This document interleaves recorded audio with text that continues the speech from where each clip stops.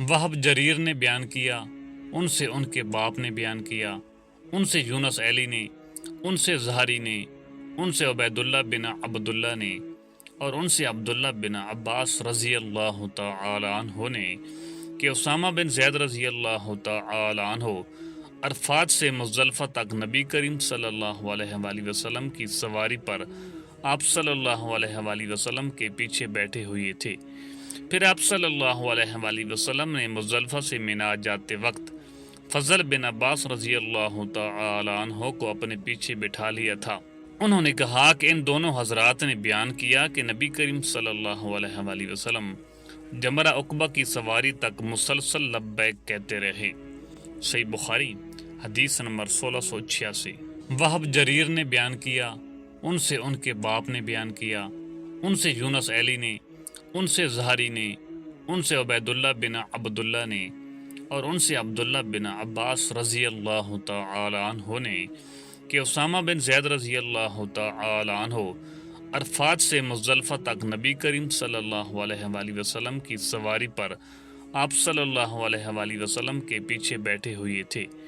پھر آپ صلی اللہ علیہ وآلہ وسلم نے مزدلفہ سے مینا جاتے وقت فضل بن عباس رضی اللہ تعالی عنہ کو اپنے پیچھے بٹھا لیا تھا۔ انہوں نے کہا کہ ان دونوں حضرات نے بیان کیا کہ نبی کریم صلی اللہ علیہ وآلہ وسلم جمرہ عقبہ کی سواری تک مسلسل لبیک کہتے رہے۔ صحیح بخاری حدیث نمبر 1687۔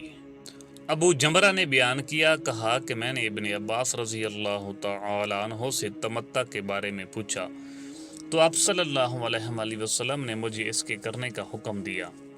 پھر میں نے قربانی کے متعلق پوچھا تو آپ صلی اللہ علیہ وآلہ وسلم نے فرمایا کہ تمتع میں ایک اونٹ یا ایک گائے یا ایک بکری کی قربانی واجب ہے، یا کسی قربانی اونٹ یا گائے بھینس کی میں شریک ہو جائے۔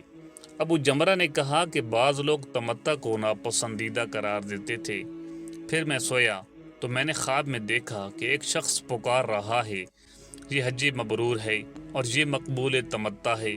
اب میں ابن عباس رضی اللہ تعالی عنہ کی خدمت میں حاضر ہوا اور ان سے خواب کا ذکر کیا تو انہوں نے فرمایا اللہ اکبر، یہ تو ابو القاسم صلی اللہ علیہ وآلہ وسلم کی سنت ہے۔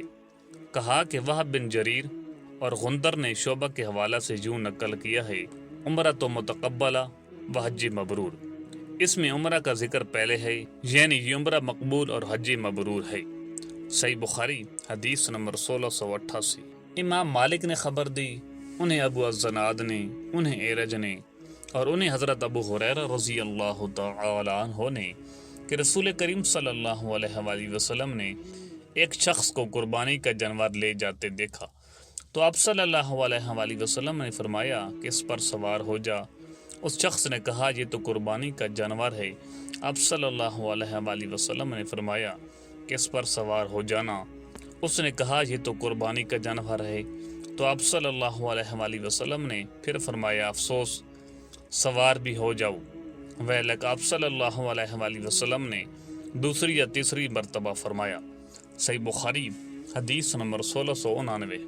قتادہ نے بیان کیا اور ان سے انس رضی اللہ تعالی عنہ نے کہ نبی کریم صلی اللہ علیہ وآلہ وسلم نے ایک شخص کو دیکھا کہ قربانی کا جانور لیے جا رہا ہے تو آپ صلی اللہ علیہ وآلہ وسلم نے فرمایا کہ اس پر سوار ہو جا۔ اس نے کہا یہ تو قربانی کا جانور ہے۔ آپ صلی اللہ علیہ وآلہ وسلم نے فرمایا کہ سوار ہو جا۔ اس نے پھر عرض کیا یہ تو قربانی کا جانور ہے، لیکن آپ صلی اللہ علیہ وآلہ وسلم نے تیسری مرتبہ پھر فرمایا کہ سوار ہو جا۔ صحیح بخاری حدیث نمبر 1690۔